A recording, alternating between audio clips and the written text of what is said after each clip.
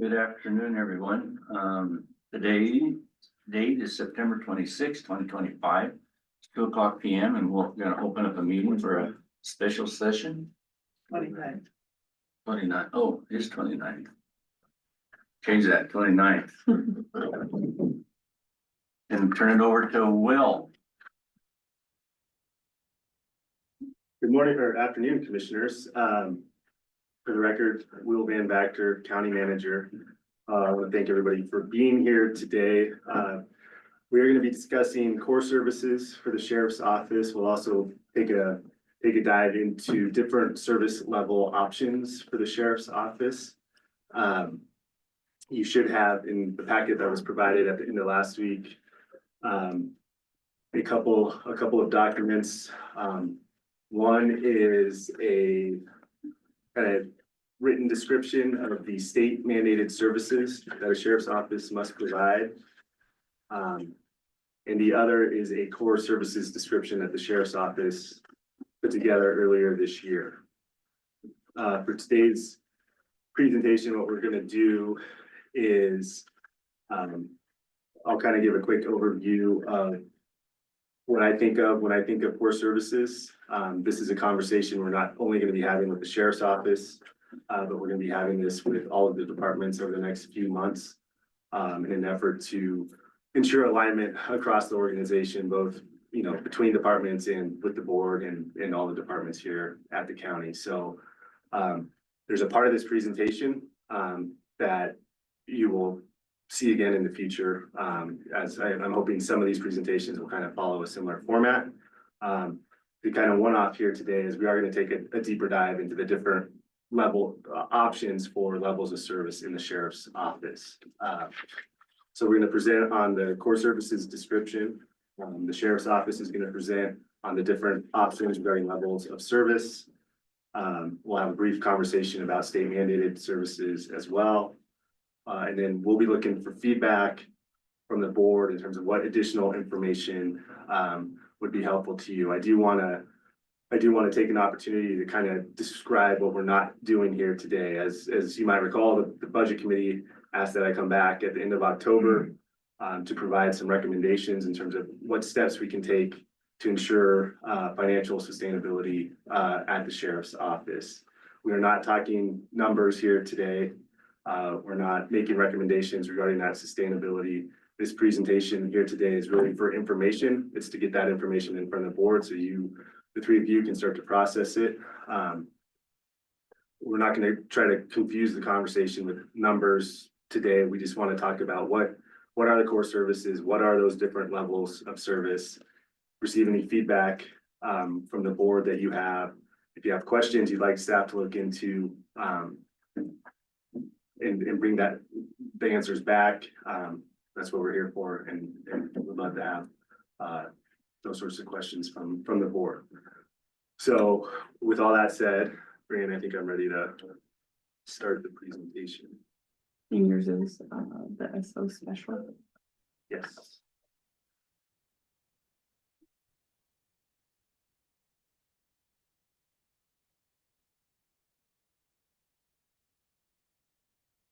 The next slide, I think I covered that.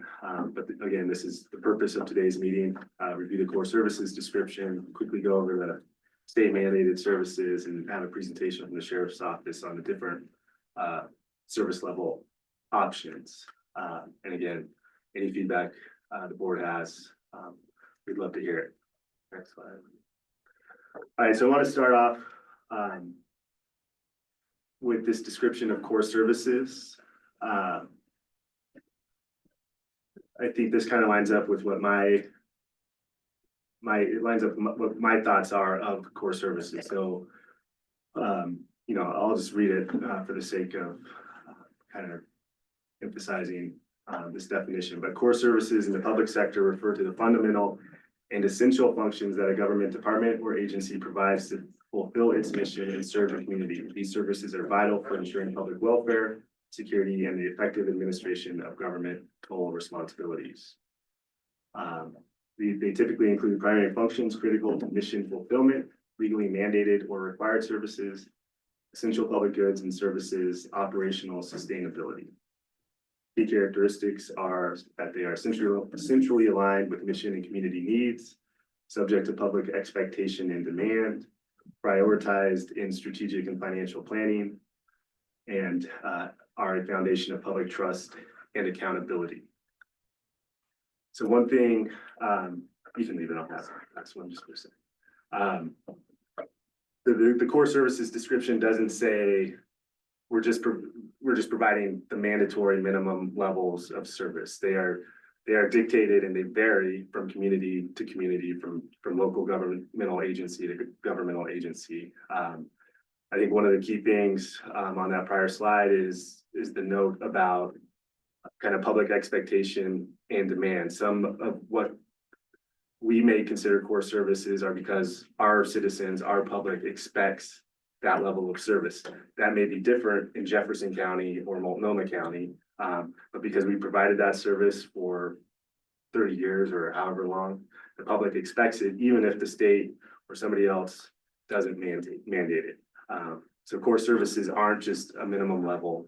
It's what, you know, as listed up there, they typically include primary functions critical to mission fulfillment. They also include legally mandated requirements, essential public goods and services, operational sustainability, and again, kind of subject to public expectation and demand. So I just want to be clear, when I think of core services, I'm not thinking state mandated requirements. It's what does our community want and need. And of course, operational sustainability is up there for a reason, because while we might want a lot of things, we have to be sure we can sustainably fund whatever those services are, whether we're talking about the sheriff's office or we're talking about other departments.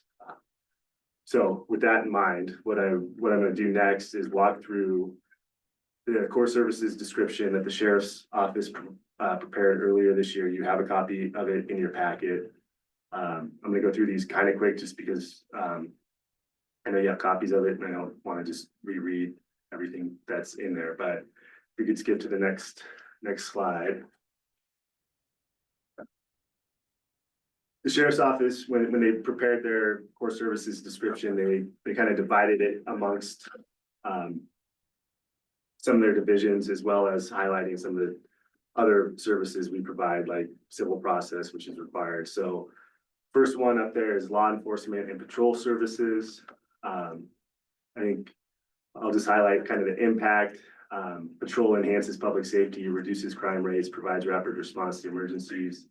Without these services, crime and disorder would likely increase, jeopardizing community well-being. And you'll see this with all of the department core service descriptions, but I want to make sure that we're aligning or highlighting how these services relate to or align with the board's stated goals and priorities. So in this case, I added the goal number 4 and goal number 1 language, but I believe the language otherwise kind of mirrors what the sheriff's office put in the core services description, which is it supports county goals relating to public safety. That's goal number 4. Emergency preparedness and community trust.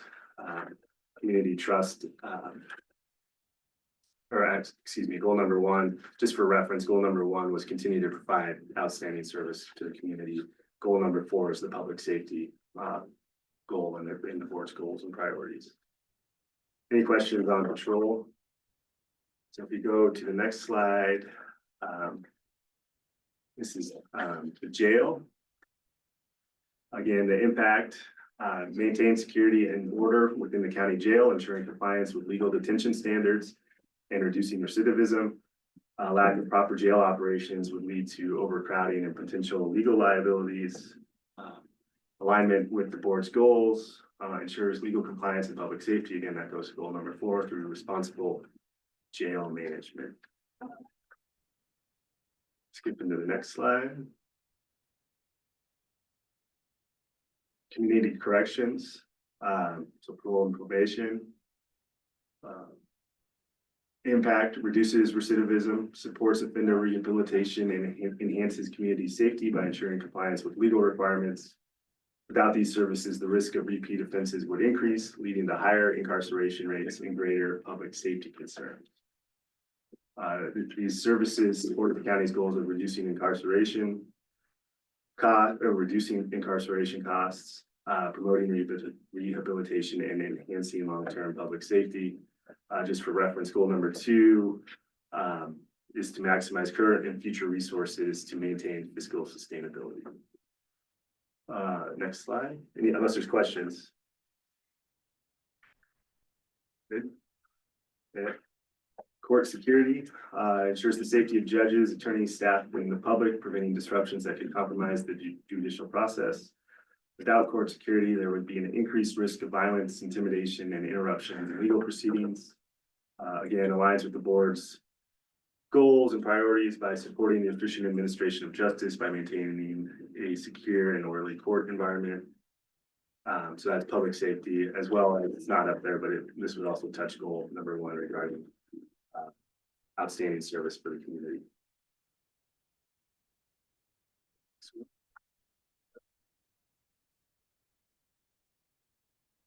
Civil process facilitates legal due process, ensuring that individuals receive proper notice of legal actions.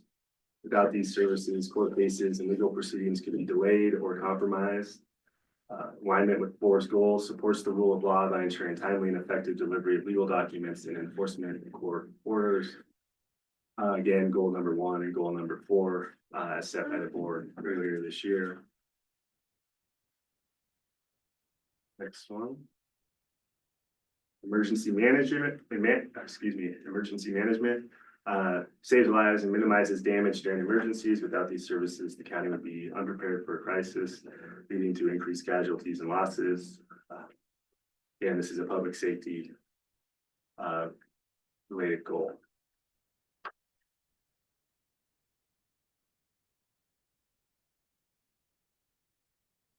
And then community engagement. Let's highlight some of the activities they do as far as community engagement. They do the Citizens Academy, Junior Deputy Academy, Faith and Blue event, and High School Career Day.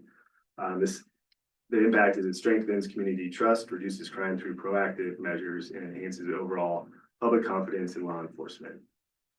Promotes transparency, community trust, and public safety educations relating to goals number 1 and number 5. I don't think I mentioned goal number 5, but that has to do with communication and transparency with the public.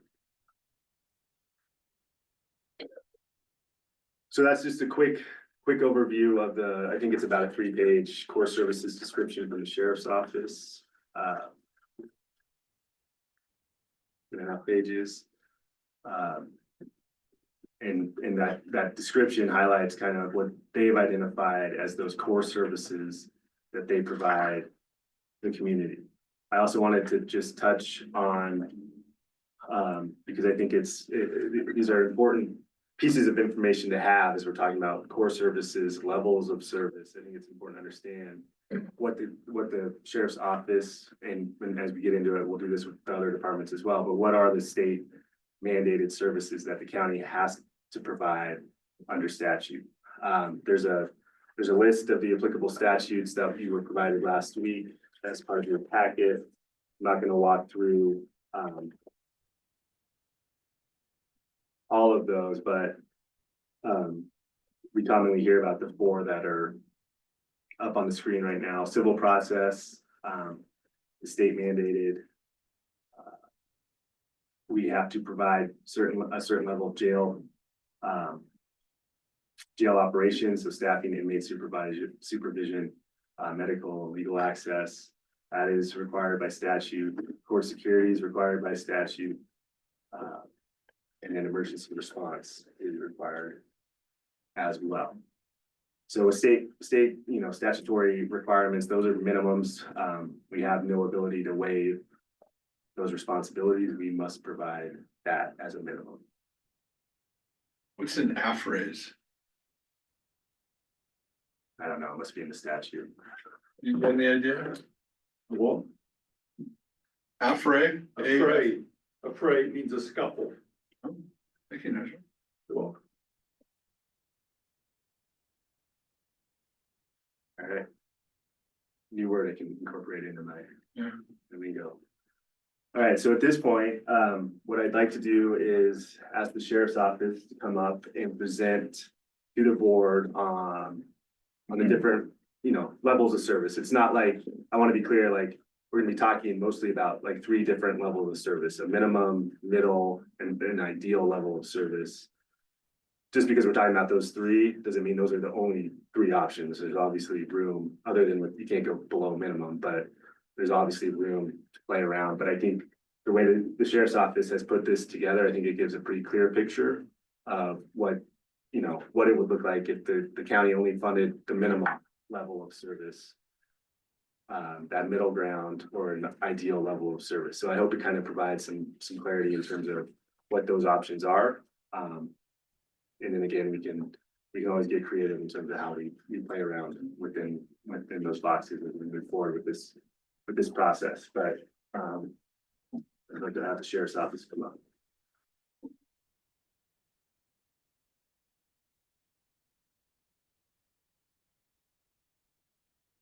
Sheriff, do you have any handouts or anything on your? It should be in your package. Option? And didn't you put those in the package? Which, what? Are we talking about these? We're gonna pull it up. We'll pull Those will be up there, but if you want copies, I can probably, run upstairs? No, that's fine. Yeah, because we didn't get in. We, I thought, all that was sent to you, so sorry. That's my fault. I didn't send out the PowerPoints in advance. It's pretty uniquely stuff, Mr. Rasmussen. Okay. So first of all, before the staff starts, they may have the meat of this, but I wanted to say a couple of things real quickly. So first of all, I want to thank Will for his last several months of hard work, working with us to get the core services lined out to, we know what we need and what we provide, but putting that on paper takes a lot of paperwork to do that. So with his help and guidance, we've been able to do that. And I hope you can see that the core services and the things that we have set up through the sheriff's office is set up to align up with your goals and your strategic plan. And is what the things that we provide has fit into your goals in the strategic plan that you provided back a few months back. So first of all, well, second of all, I guess, the sheriff's office, this is not a budget meeting, obviously, but it's in preparation for a budget meeting that's going to be coming. But the sheriff's office has to have a stable source of funding in order to operate and provide safety and security for the community and security for the courts and a safe and efficient jail operation. My staff is here today to provide different levels of services for you to consider. In the end, what we need to know from you is what level of service to the community that you're willing to provide funding for. And I know you've got a lot of things to look at, and you got a lot of things on your plate, but I know I'm a little biased with this, but public safety and security of our community is my top priority and my goal and my job as your sheriff. The sheriff's operation is limited by the amount of funding that we receive from the county. It's the only source of funding we have to operate the sheriff's office. We don't have any extra outside income coming in. So today, as they go through this, I invite you to ask any questions that you may have that would help you to understand better what our obligation is to provide those services. And we at the sheriff's office is willing to work with you and the budget committee and will to come up with a workable plan for the future stable funding of the sheriff's office. With that, I just wanted to put that out there up front before we turn it over to the staff.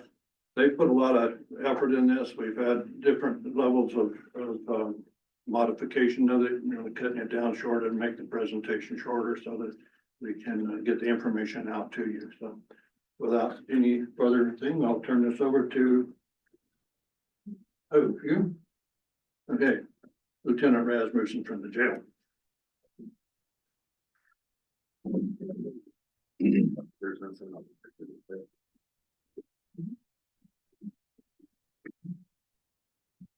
Good afternoon, Drew Rasmussen, Crook County Sheriff's Office.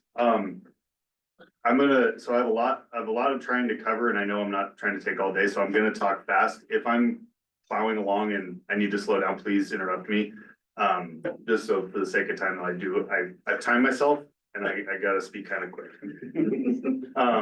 So the first slide is just, so the Crook County Jail is what's identified by statute as a local correctional facility. The statute that governs that is 169.076. This is a very broad brush of that statute. The statute itself is quite a bit more expansive, but essentially we are required to provide sufficient staff to perform all audio and visual functions with personal inspections at least once per hour, provide for emergency medical and dental health, ensure that the confined detainees and prisoners are fed daily at least 3 nutritionally adequate meals, and the food is maintained in sanitary conditions.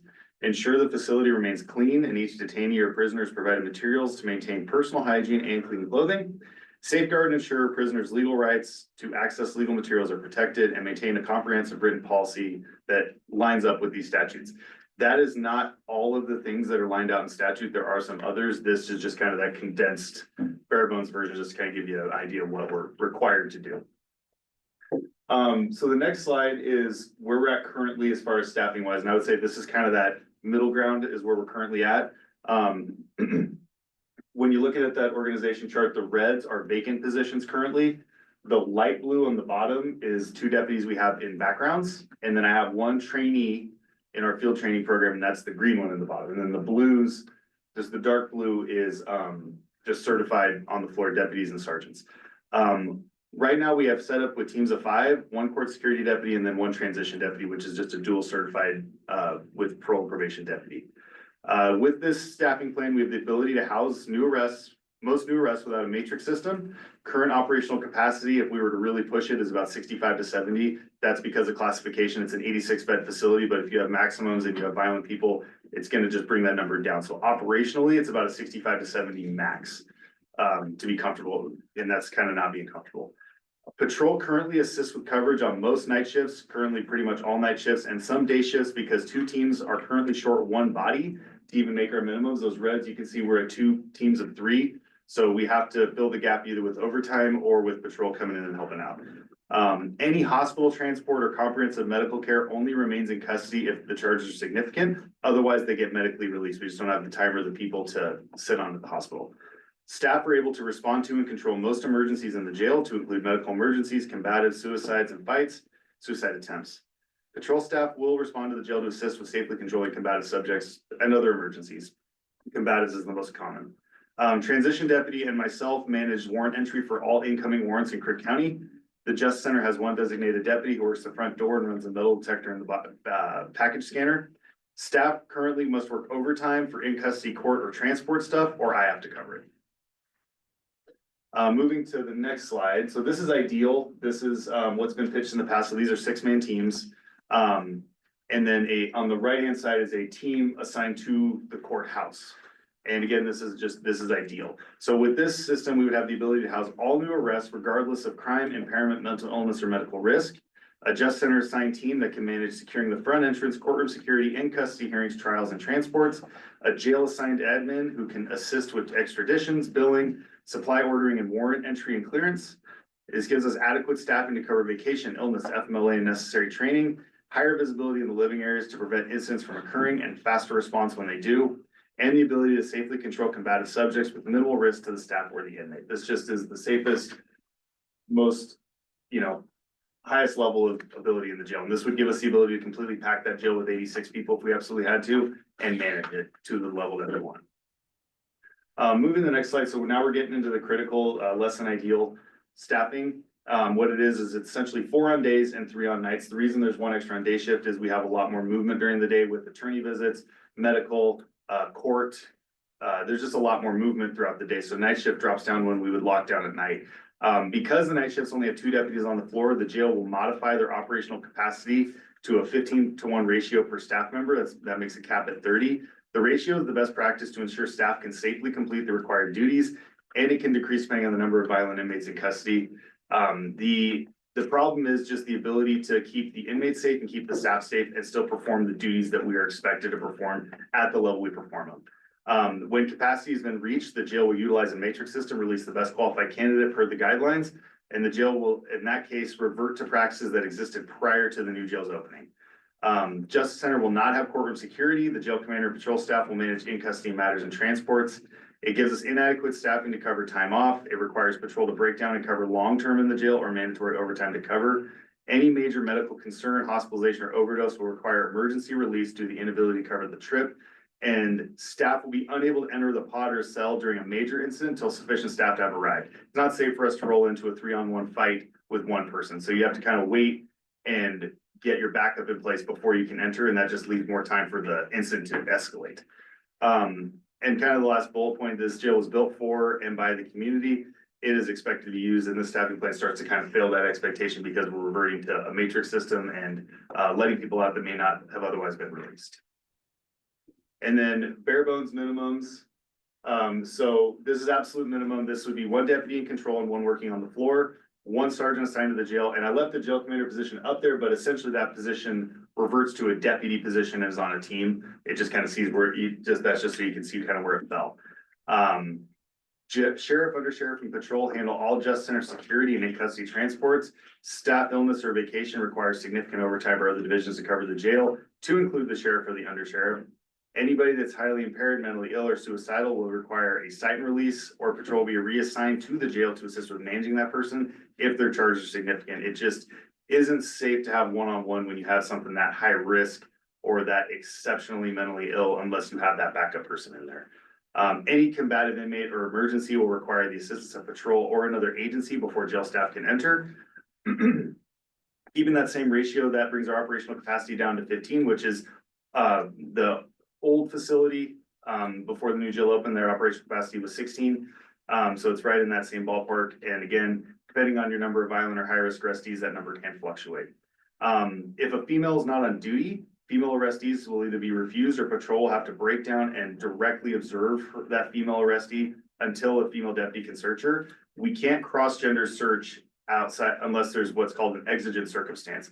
Case law has been pretty specific that a lack of a female deputy is not an exigent circumstance. So essentially that female would have to just sit and wait until someone's on duty. The risk there is if there is contraband, be it drugs or a weapon or something, they can use that to harm themselves or other staff members before they can get that search completed and make sure they're clear. So it's a big risk if we do have to keep them. That's why the charges would have to be significant.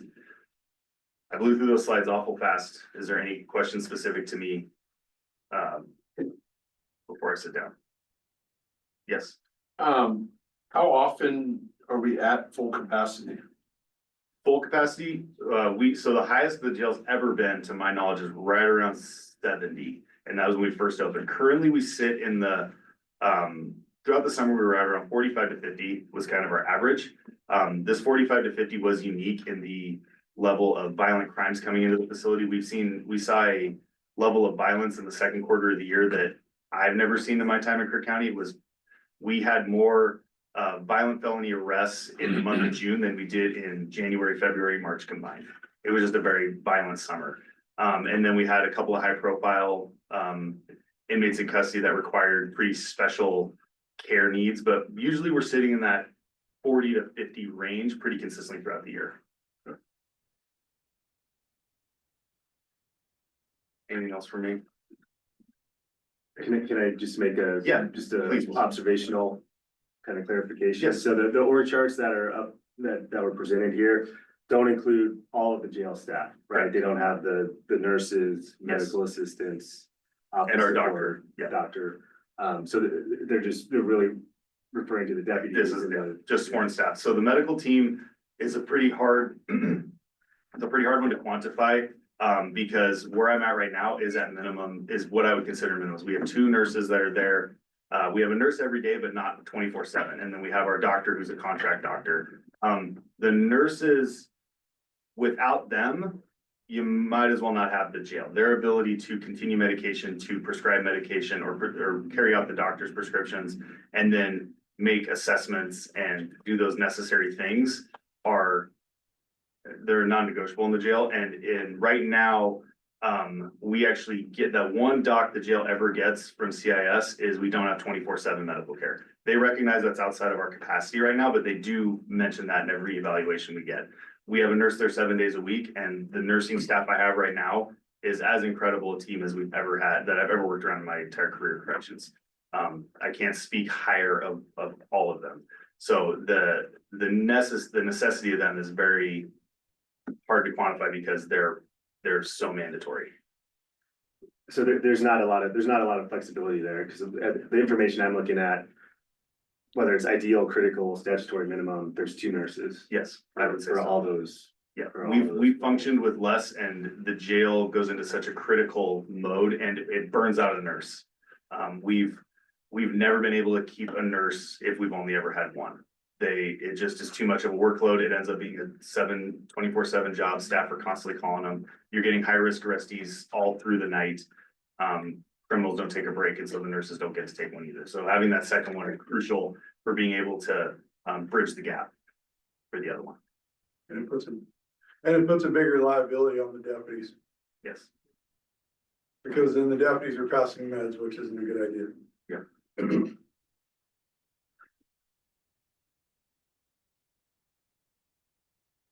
Anything else that I missed? Well, no. Okay. Thank you, Commissioners. Thank you.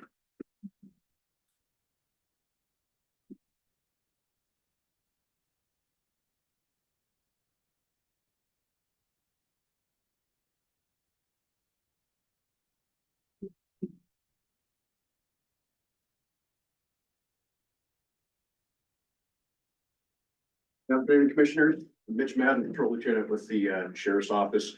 So I'm going to talk today about the Patrol Division within the Sheriff's Office, similar to what Drew had just talked about. So just like the jail, the Patrol Division also has a statutory requirements, arrest and commit to prison all persons who break peace or attempt to break it, and all persons guilty of public offenses. Defend the county against those who by riot or otherwise endanger public peace or safety. Execute the process and orders of the courts of justice or of judicial officers when delivered to the sheriff for that purpose according to law. And execute all warrants delivered to the sheriff for that purpose by other public officers according to law. So under ORS 206, this is again a very condensed version of that. However, when you start going through each section of the entirety of chapter 206, we have a lot of duties that we perform as a patrol division within the Sheriff's Office. And essentially, we help out darn near every division within the Sheriff's Office, from the jail, emergency management, and civil process within the office. So later, I encourage you to certainly review chapter 206 in its entirety, just to paint a clearer picture for each of you. So I categorize these just like a stoplight: green, yellow, and red. We're going to start with the good first. This was our ideal patrol staffing level that we were headed to. The green would allow us adequate coverage for patrol to cover any time off for a major incident. We experienced that quite a bit this summer with several major incidents, and also to provide proactive patrols and increase visibility to remote areas of the county. And so I'm speaking of Post, Paulina, and Powell Butte areas that don't necessarily see a whole lot of patrol coverage. Our criminal detective caseload would be evenly dispersed between the supervisor and the detective. Being that I was a detective, the caseload even 10 years ago, there was enough for 2 detectives to have a full plate. But this would allow us to evenly disperse that amongst a detective sergeant and criminal detective. We would reinvest in the code program. So Central Oregon Drug Enforcement, we haven't been a part of that for a while. But that would be to actively deter drug activity in Crook County. The staffing model would also allow specialty assignments such as DRE, drug recognition expert, our drone program, K9 program, and also CERT, or emergency response, Central Oregon Emergency Response Team. Having a CSO would also take off a significant workload that deputies currently deal with, allowing those deputies to focus on other criminal investigations that they might be dispatched to. but also the CSO would be responsible for handling other quality of life issues such as a barking dog, and other county ordinance violations.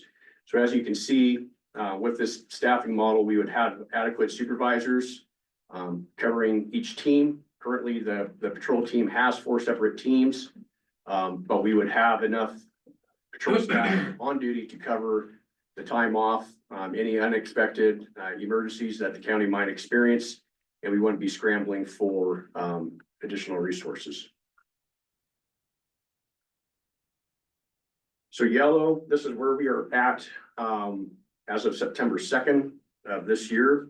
We're at critical staffing. So again, we still have 4 patrol teams. However, we are absent a sergeant, and that's made us move our criminal detective to a patrol deputy position. Right now, we have 2 patrol deputies per team that have a sergeant, but the sergeant or the team that doesn't have a patrol sergeant, again, is staffed by the detective and 2 road deputies. So critical staffing only allows for 1 deputy to be off for sick or PTO at a time, and burnout is a concern. We have reduced service hours, and deputies are now moved to an on-call status on their days off. We have reactive patrols, so we're not proactive in our community, going out and enforcing traffic laws on Highway 126. As we all know, is a problematic area. We see a lot of traffic going through there, and we're also seeing our citizen traffic complaint calls significantly increasing. Amongst all that, our quality of life calls are increasing, and we're not able to adequately respond to those calls in a timely manner and handle those barking dog complaints. Sometimes they do sit for a little while, and oftentimes can blossom into bigger problems than what they need to be. Shift minimums are depleted due to patrol backfilling the jail, as Lieutenant Rasmussen talked about. Sequel patrol deputy coverage results in a desk deputy being completely reactive. It's unsafe for a deputy to be out patrolling by themselves and responding to serious calls for service, such as domestic violence calls. That in of itself requires that desk deputy to call in a deputy that is off duty to respond with them to a call. So we're seeing a significant response time, a significant increase in the response times to these sort of calls. And as I touched on before, we don't have a 4th patrol sergeant, and have moved that criminal detective to help augment that.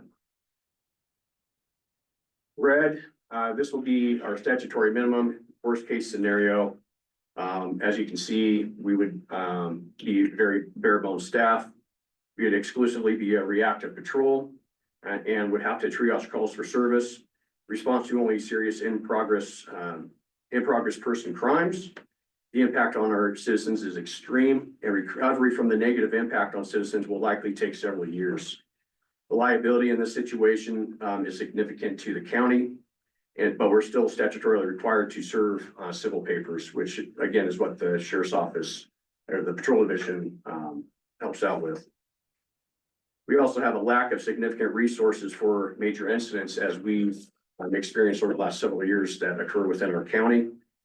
On-call 24/7 is going to likely result in burnout, and it'll just end up being a vicious cycle. We will try to rely on the Oregon State Police for response to calls for service. However, their response times will likely be significantly delayed. I would like to touch that I pulled some stats, and I know Under Sheriff Elliott has been good about providing comp stats to each of you. But as of January 1 to today, we've had 12,472 calls for service. We are well on our way to beating last year's, which was, I believe, 16 to 17,000 calls for service. And as of today, we have had 1,764 written reports, which equates to roughly 147 reports per deputy from January 1 to today. So that over the course of the year, that's gonna increase, and that's still a significant workload that the deputies have to perform. And that a lot of those require significant amount of follow-up that each deputy is gonna have to perform in order for us to fulfill our duties as a sheriff's office. Any questions? So where are we with saying the yellow about, sometimes it's kind of a revolving door and it's hard to keep up with, keeping personnel in both corrections and on patrol. So where are we today in reference to that? To a revolving door? No, the people, the fill in the positions in number 11, in the 11 area, or the yellow, excuse me. We've had, I believe and I'm just going off the top of my head, I believe we're down 6 positions in the patrol division alone. A lot of the guys that have left for a variety of reasons. A lot of them, talking to them personally, would love to stay and work here. They love the community, but our future is uncertain and they can't afford that with the families that they do have. How many of those 11 do we have present funding for? I'm not sure off the top of my head. I wanna say it's 2 in our patrol group. 2, we're down 2. Well, yes, we have budgeted 2 vacancies right now on the books, so, Does that include the 4th sergeant? yes. So it'd be the 4th sergeant and then another position. Well, yes and no. So it's 2 people. It's either we have the right person to make a sergeant, right? Got it. Or 2 deputies, and then our LT backfills, a lot with the supervision, on the Monday through Friday thing. But we gave back 4 positions at budget. Am I right, Christina? 4-ish, yeah, in this patrol group. You go back to the green. As Stephanie mentioned, though, not having that 4th patrol sergeant position, I have 1 sergeant on a particular side of the week, where we're splitting the team. And I understand it's my job, but I'm on call all the time covering, the patrol sergeants, just to make sure that we have some sort of supervision available to our deputies. Sorry, Seth. Good. Thank you.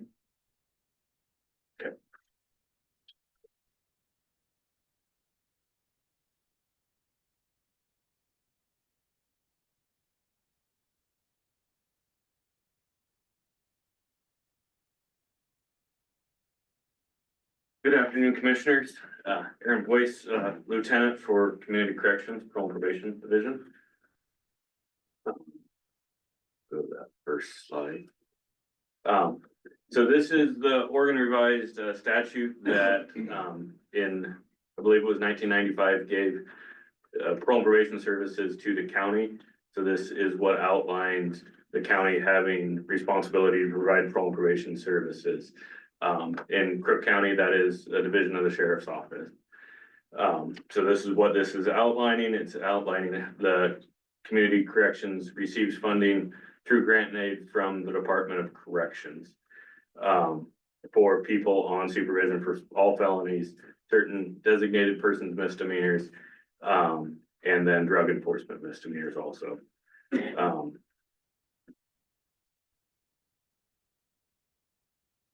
The next slide, this is what outlines the duties of parole and probation deputies by Oregon revised statute of what services they have to provide, what their job functions are. There's also a whole lot of Oregon administrative rules that further break down how they will comply with the revised statute, but this is kind of the overarching, what my POs are responsible for doing with people that they are tasked with supervising.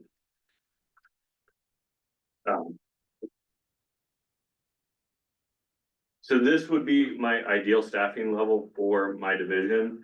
It would be a total of 5 deputies overseeing caseloads with a sergeant that also still oversees a caseload. What this staffing, and then also including a mental health technician, drug and alcohol counselor, office deputy, and then we also, as of last budget cycle, we added leads program under the sheriff's office, which is a grants funded program. Ideally, we would have another support person under that that would be able to go out in the community and interact with the people that are in that program. Ideal staffing level would give caseload size of per PO about 20 to 25. This would align with national best practice standards of practical caseloads. It would be expanding our ability to conduct in-house drug and alcohol treatment services and provide additional mental health services to our clients to really help them create the change so that they're not stuck in the revolving door of the criminal justice system.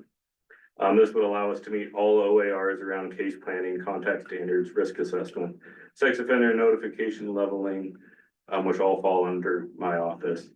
It would also give deputies more time to work one-on-one with their clients, to follow the most recent evidence-based practices to help clients make positive change and again, get them out of their cycle of recidivism. It also allows deputies to spend more time out in the community, seeing clients where they live, at their houses, in the community, where you also find that they're not always telling you the truth about what they're doing. This next slide, this covers our current level of staffing. This is where we're at currently. We have 3 parole and probation deputies along with a sergeant and myself. And then we also have a mental health technician who works with both clients on community supervision as well as people in the jail. She splits our time. We have 1 current administrative staff, and then we also have the LEACH program coordinator that I mentioned previously. Our current staffing level, each PO has a caseload of 40 to 45 medium to high risk individuals. This staffing level, we are able to complete the majority of the OARs outlined, and we are being able to comply with contact standards and completing assessments on time and getting them the services that they need, referring them out to the services that they need. The mental health technician is also able to provide some in-house services for us. She runs Courage to Change program and an MRT program for us. After hour calls are kept at a reasonable level. Our POs right now are getting 1 to 2 after hours calls per week when offenders are having contact with police after hours. And this also allows us to get out into the field and still conduct home visits. The next slide is absolute bare minimum staffing. This is realistically, if we only had grant aid funding, this is where we would be at. We would have 2 deputies and the lieutenant along with 1 office staff. This would lead to caseloads of 70 plus per deputy, along with probably about 50 clients on the director lieutenant's caseload also. This would not allow time to meet the statutory OARs of supervision standards and contacts. This would likely, clients would be seen once a month and they'd be sent on their way. And we wouldn't be able to get out in the community and do any kinds of checks. We would not be able to comply with any evidence-based practices of supervision. After hours call from law enforcement would occur multiple times per week, if not daily, and lead to PO burnout. And then no ability for the community corrections office to provide any kind of client services to create change so that they get out of the cycle.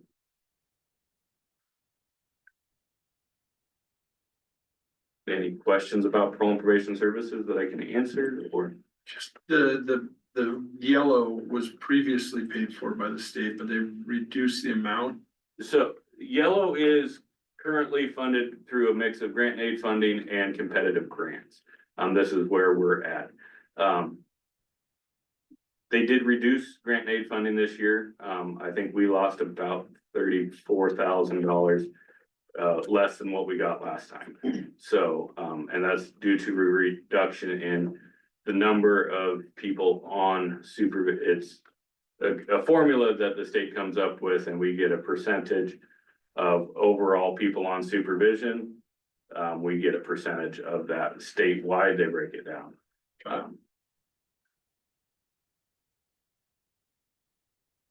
And the green would absolutely have to have county funding. Yes. There's no way to get to green without it.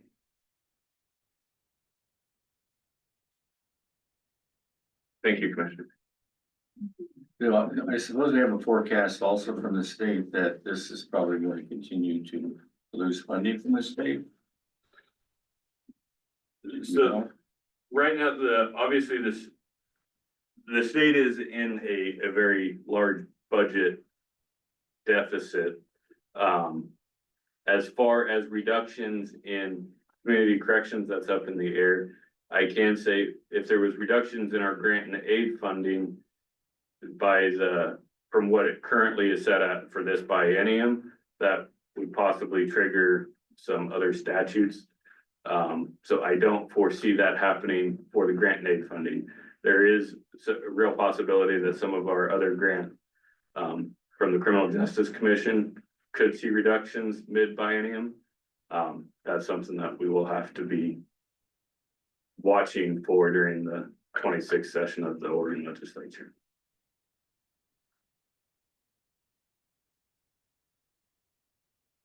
Thank you. Thank you. You drink your water, Susan.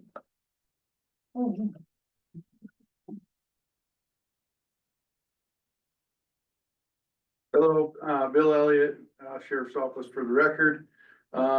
So the thing that I was gonna add to this is just, I have contacted some other organizations as far as staffing levels and what they're doing as far as, statutory comparables. I don't have all the data back yet from them. It was pretty short notice. They said they would get some stuff back to me this week. But some of the things that I did that were, interesting to me. So Hood River County is one of our comparables. We took 8 more cases last year than they did.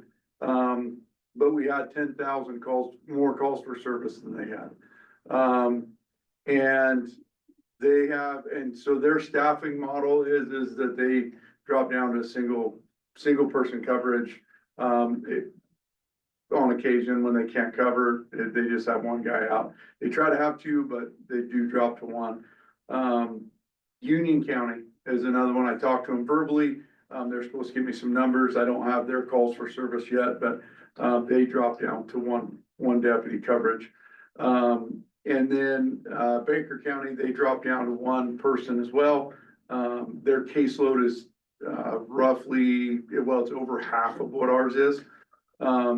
But the interesting one, and the one that I really wanted to talk about, was Malheur County. I talked to the sheriff over there last week, and they dropped down to 1 deputy at times as well. Actually, most of the time, they have 1 deputy.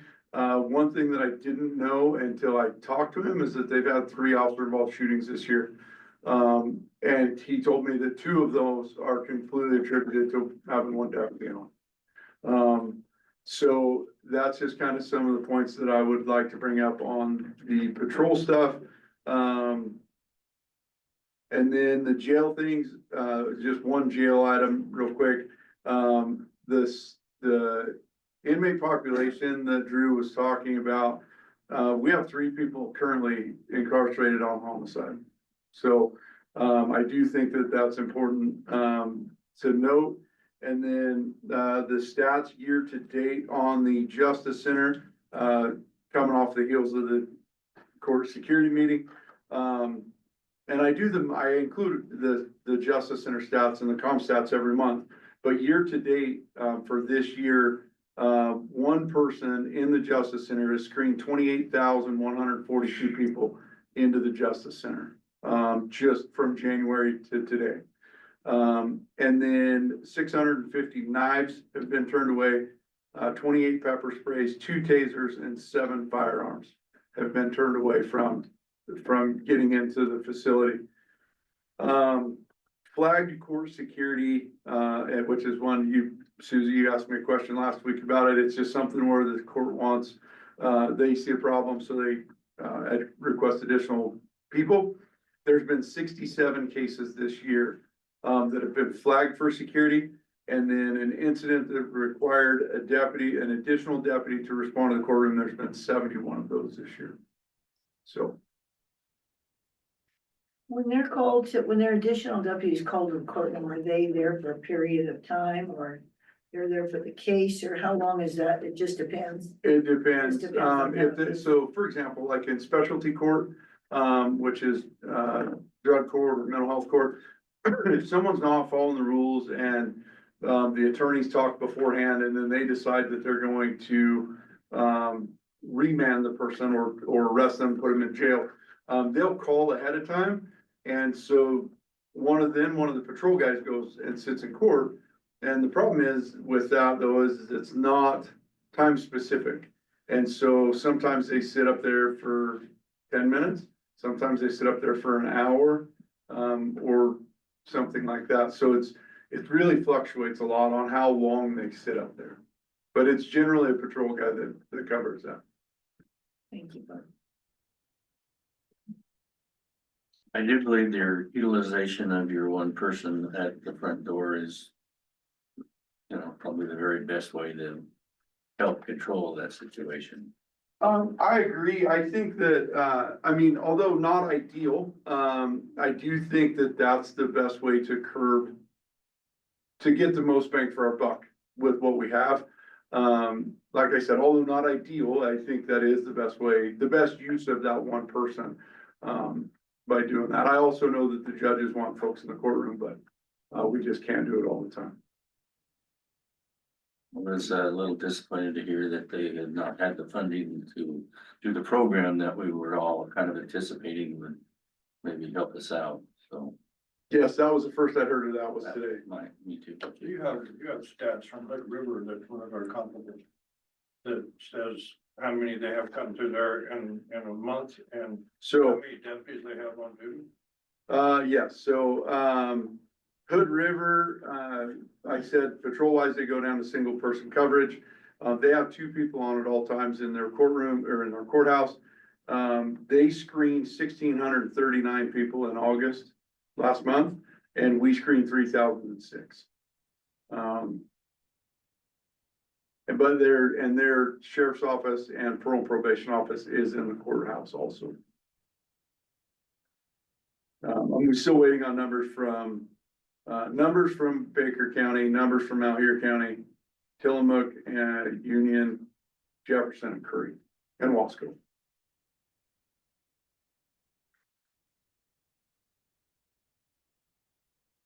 I should have asked earlier, but Aaron, do you have any I know you do grants. Are you on is there any federal dollars in that or is that all? Is the federal government affecting you at all? So the parole and probation division does not receive any federal grants for supervision. Okay, And I'm not actually aware of any. All of our grants are through the state, through the Criminal Justice Commission, and I am unaware if any of that funding is passed through funding from the federal government or not. okay. Thank you.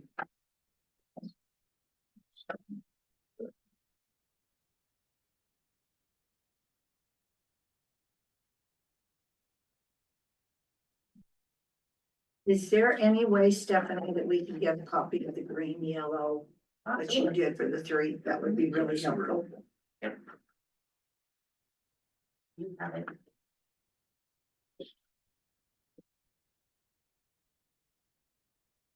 I think I've got a couple slides left on that.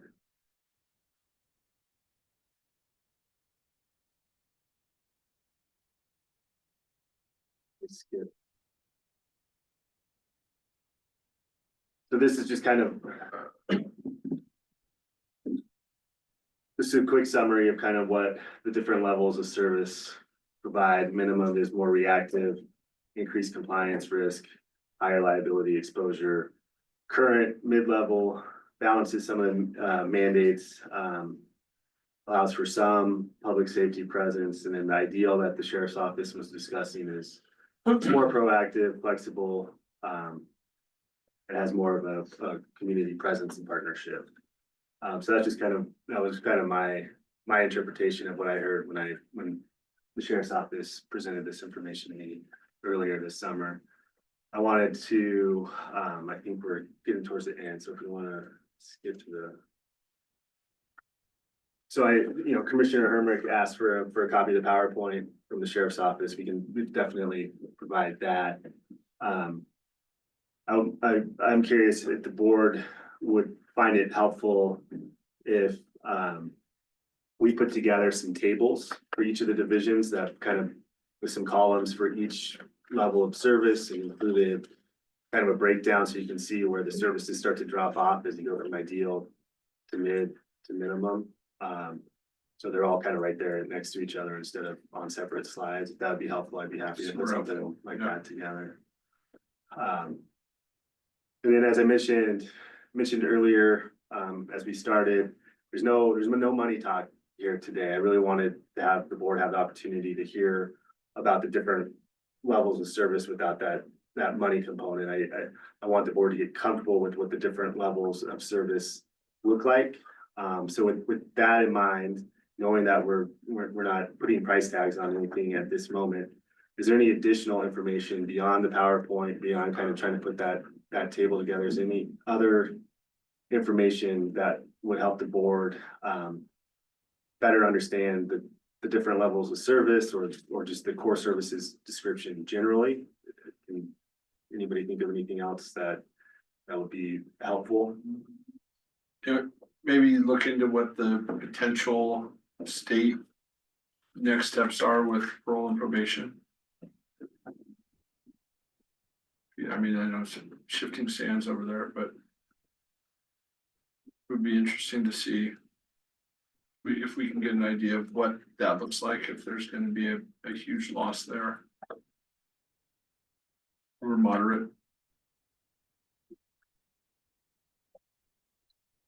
And do we have any current data on the amount of time that we are spending in the courtroom on these special cases where we have more than, where we're putting in the deputies for extra court security?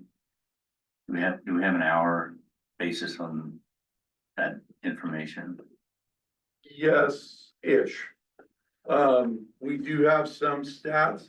I don't know that it's gonna capture all of it, but we do have some.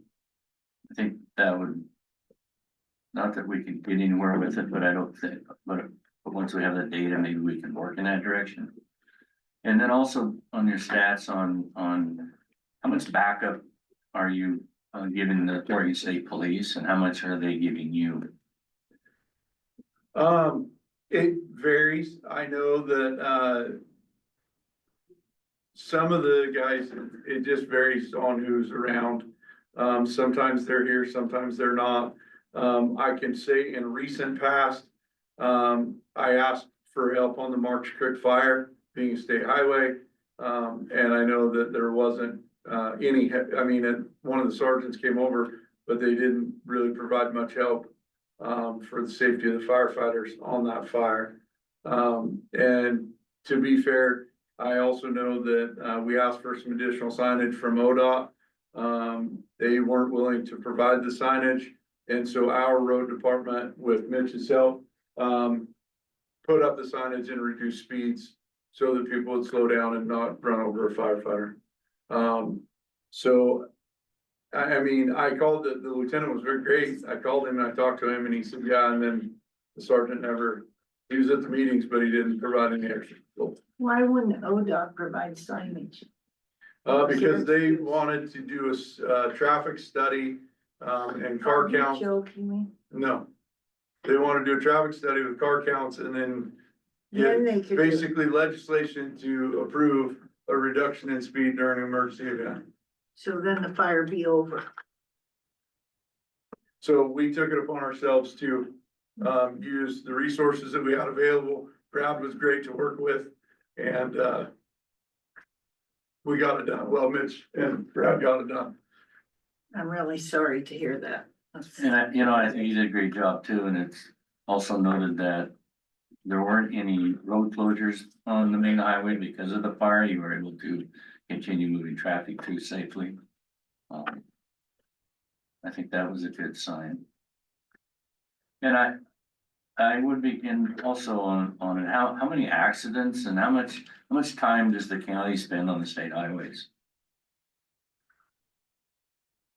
That's, to me, that's relevant. I It mean, is. in order to go back and, start eating onto the state. To continue to decrease our funding. Yeah, and I agree, and I understand the time that we spend on the state highway and doing traffic enforcement, especially on 126.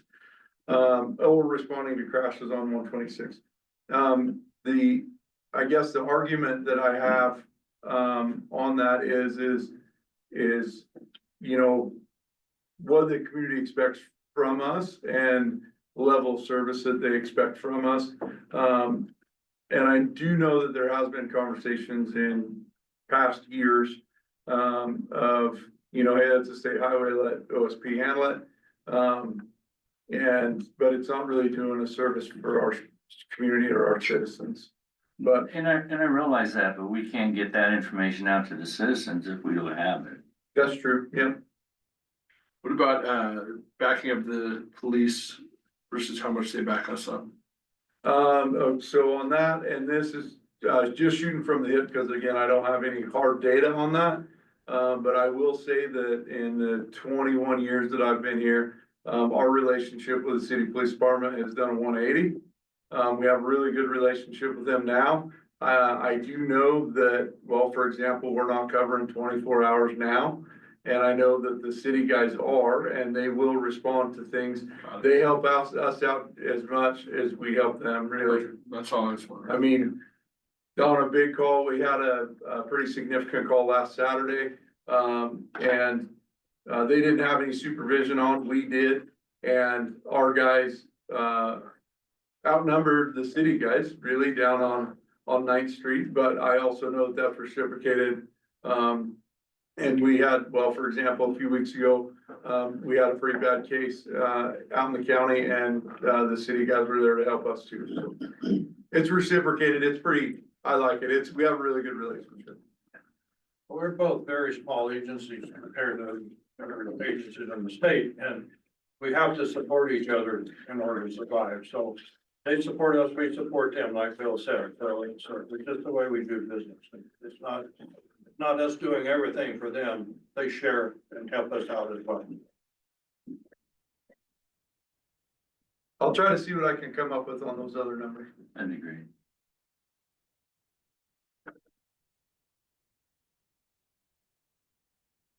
Didn't mean to hijack, Will. No, you're good. You're good. This is, you know, I want to give the board an opportunity to ask those kinds of questions. And before we move to the next slide, I mean, is there, like, this is a time to kind of get it out. So if there's anything else on your mind you want to ask staff about or ask the sheriff's office I about. think what's sad, when I went back to Washington DC, I was with Idaho, Wyoming commissioners, Colorado and Nevada, and they all have the same problem that we have. And like in Four Corners, there's one deputy patrolling all four corners, which is, I can't remember how many square miles. And you ask what, you know, what do you do? What's working? And there's no solutions. I wish there was a magic pill that I could have brought back and put in water and it would have worked. There's one more slide. Oh, I was on it, sorry. Oh, sorry. There you go. October All 23rd. right, so as, there's a slight chance we're gonna try to reschedule that meeting on October 23rd to a week later. I haven't had a chance to talk to you about that, Brianna.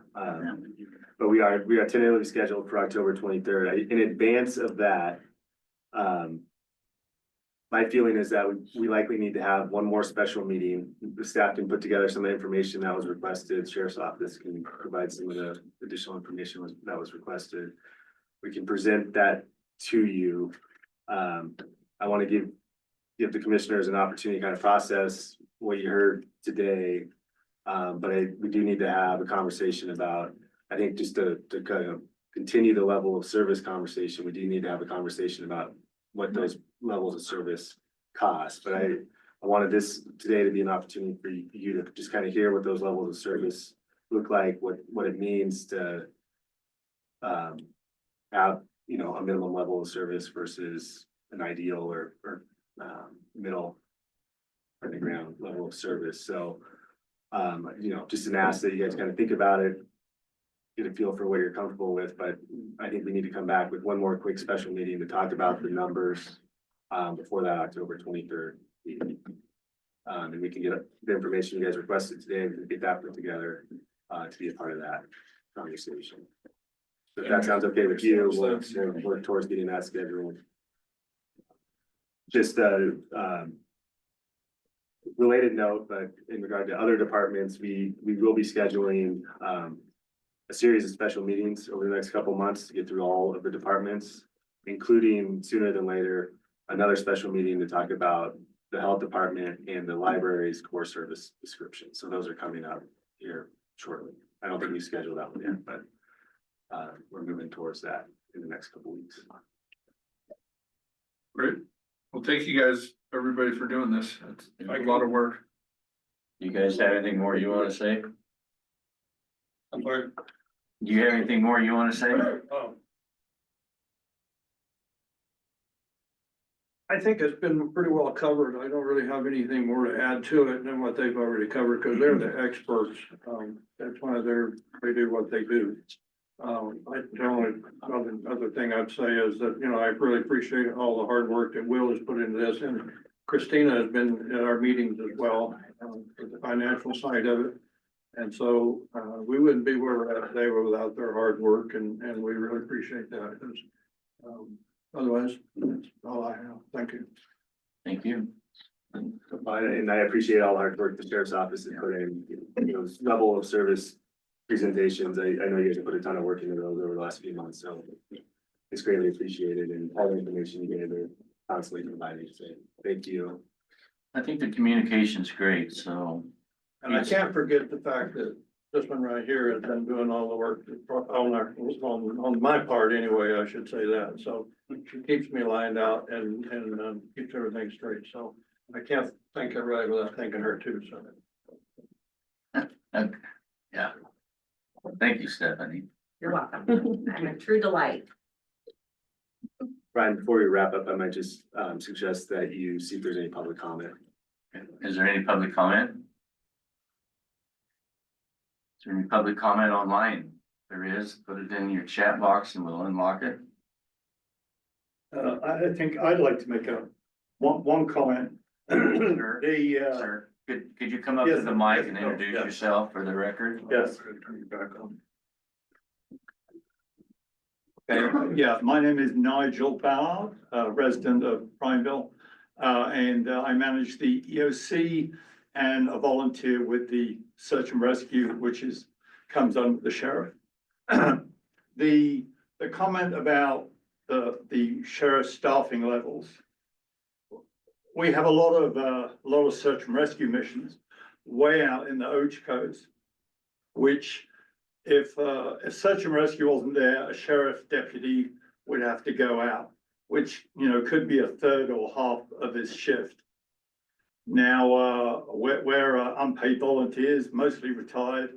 We go out and do the job. But many times as the mission progresses, it gets a little murky or sketchy when you find out the woman who managed to get cell phone coverage and called 911 and said that, you know, her and the guy she just met need rescuing. The sheriff's office has a duty of service to go and rescue those people. We can't leave people stuck in the woods. And I'm at the EOC asking, well, what's the guy's name? I only know his first name. Okay. How long have you known him? I met him this morning, and it starts to get more and more like maybe a law enforcement officer should be involved here, but they're very short-staffed in the county. I can see on the CAD they're doing calls. And then the guy himself gets cell phone coverage. 911 dispatch finds out that he has a felony record, etc. And it's immediately a requirement that a badge and a gun goes out. And sometimes there are only two on-duty deputies in the county. And I can see that it's not good because if something happens in and around the county, one of their guys is literally an hour and a half out up a dirt forestry road, you know, trying to make sure that we're safe. And so, so I feel their pain about staffing levels in the county. That's it. Thank you. Thank you, Nigel. I don't have anyone online, Commissioner Barney. Anything else? Well, No, thank you for your time today. Thank you. do we need a I make a motion to adjourn the meeting. Second. motion that made in a second? All in favor, say aye. Aye. So moved.